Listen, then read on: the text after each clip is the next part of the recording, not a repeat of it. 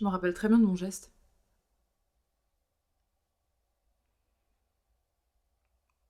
Du moment où j'ai décidé de le faire. J'ai pas agi sous le coup de l'émotion ou parce que j'étais prise d'une pulsion incontrôlable, hein.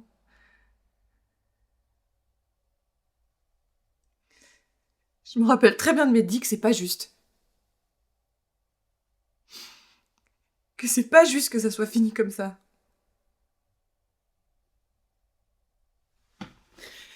Que lui, il allait m'oublier en 2 secondes alors que moi, il m'avait marqué à vie.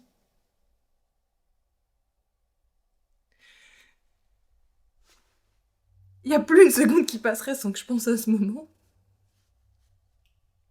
À ses mains. À ses soupirs, à son poids qui m'écrase contre ce mur.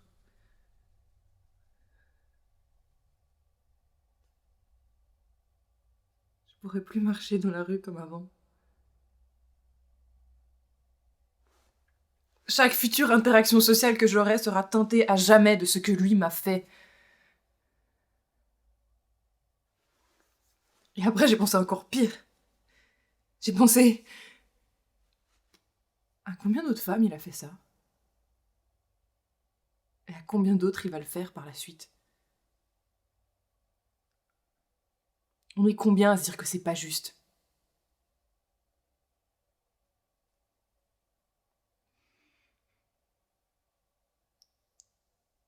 Déjà pendant...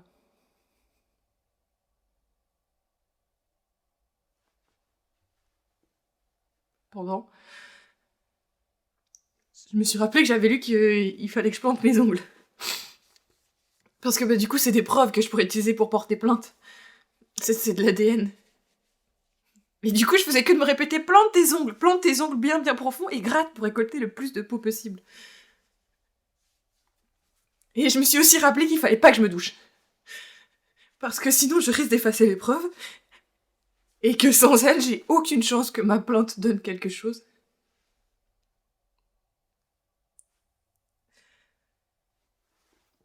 Parce que les preuves, c'est moi. Sur mes mains, sur mon cou, sous mes ongles jusqu'au plus profond de moi, je porte des preuves. Je suis devenue une preuve.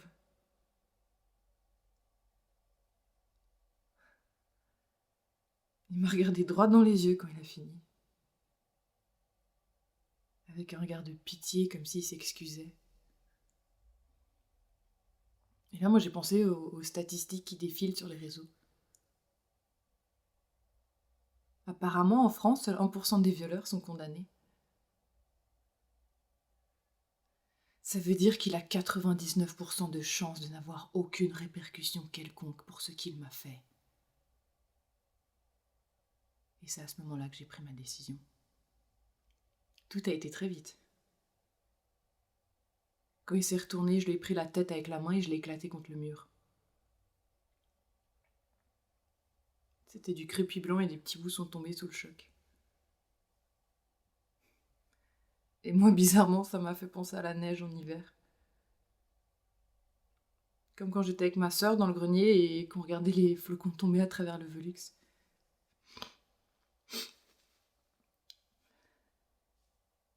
J'ai continué de lui éclater la tête. 1, 2, 5, 10 fois, je sais plus. Mais je sais qu'à chaque coup, je me disais, avec ça, il va se rappeler de moi. Avec ça, il y a aucune chance qu'il se rappelle pas de moi, parce qu'il a pas le droit de pas se rappeler de moi, il a pas le droit.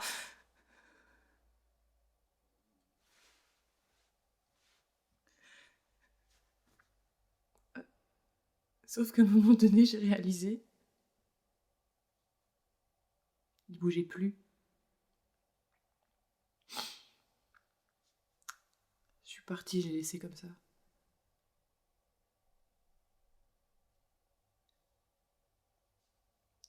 Et tu vois, c'est ça que j'aimerais. C'est ça que j'aimerais te dire quand tu me demandes comment c'était. J'aimerais vraiment pouvoir te le dire.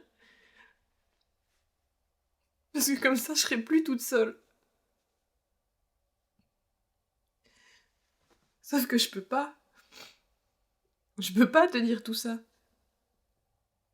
Sinon, tu deviendrais complice et tu seras obligé de témoigner contre moi. Alors du coup, à la place, je te réponds... C'était une super soirée, je me suis trop amusée.